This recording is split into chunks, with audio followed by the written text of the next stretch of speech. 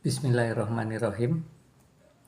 Serial sekilas tentang kali ini membahas mengenai tipologi dakwah yang ada di Indonesia.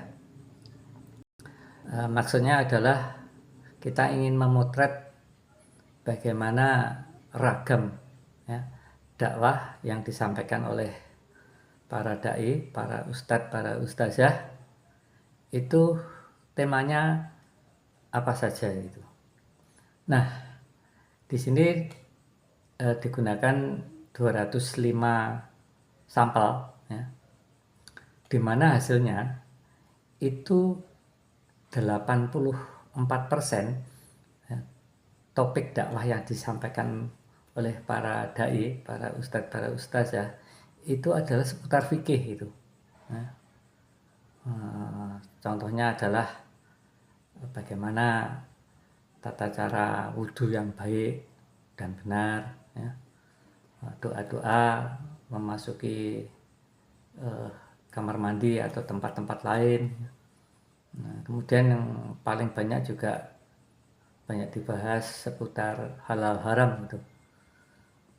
Nah, sementara dakwah yang sifatnya membangun peradaban itu hasilnya adalah cuma 16%, ya.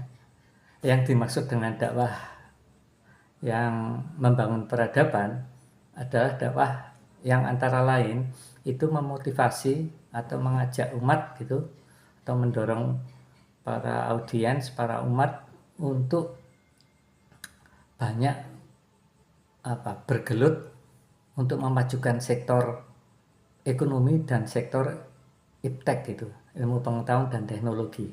Ya. Kita tahu bahwa negara-negara Islam pada umumnya ya, termasuk di Indonesia ini rata-rata itu tertinggal dalam bidang sains dan teknologi gitu ya, dibanding dengan negara-negara baratnya, Eropa, Amerika, termasuk juga dari negara sesama Asia gitu, Jepang, Korea dan Cina gitu.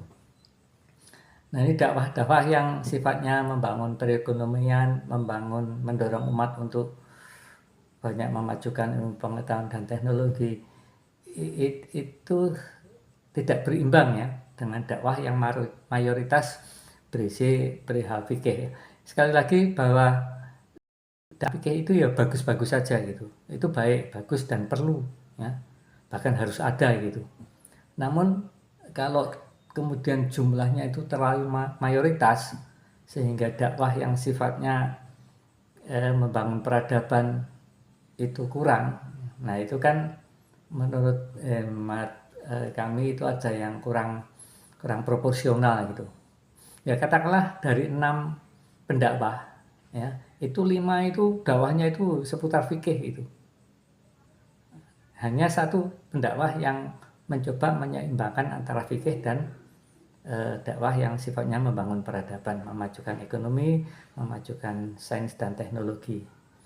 Nah, sekali lagi ya bahwa dakwah tentang fikih itu baik dan bagus saja. Namun rasanya perlu diimbangi oleh dakwah-dakwah yang sifatnya membangun peradaban supaya ada keseimbangan, kurang lebih seperti itu. Bukankah Al-Quran itu banyak mengecam ya orang-orang yang tidak mau berpikir gitu ya, malas berpikir itu dikecam. Kemudian juga ajaran agama Islam itu dimana dikatakan bahwa Allah itu lebih menyukai ya orang-orang yang kuat gitu, yang mampu ya, baik termasuk secara mampu secara ekonomi, kuat secara ekonomi gitu, dibanding sosok-sosok yang kurang mampu atau yang lemah. Nah, kurang lebihnya seperti itu. Mohon maaf atas segala kekurangan, walau alam bisawab. Terima kasih.